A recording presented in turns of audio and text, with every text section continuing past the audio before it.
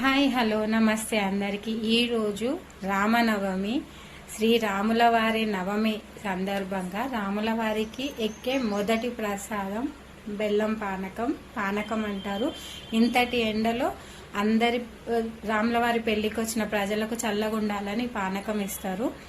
తెలిసిన వాళ్ళైతే ఓకే, తెలియని వాళ్ళు అమ్మ నాన్న కుటుంబానికి దూరం ఉండే పిల్లలు, బ్యాచిలర్ పిల్లలు, ఆడపిల్లలు, మగపిల్లలు ఎవరైనా చాలా ఈజీగా చేసుకోవచ్చు. చేసుకునే పద్ధతి అది షార్ట్ వీడియోలో చేశాను, చూడండి. నచ్చితే మాత్రం ఖచ్చితంగా లైక్ చేయండి. మీ సపోర్ట్ నాకు చాలా అవసరం. Thank you so much. అందరూ బాగుండాలి, అందులో మనం ఉండాలి. ముందుగా మనం బౌల్ తీసుకొని బెల్లం ముక్కేసుకొని అందులో కొన్ని వాటర్ పోసుకొని మునిగేదాకా వాటర్ పోస్తే పక్కకు పెడితే 2 మినిట్స్లో 5 మినిట్స్లో అయిపోతుంది, కరిగిపోతుంది. అంతలోపు మిరియాలు ఇలాచి దంచుకొని పౌడర్ చేసుకున్నాము.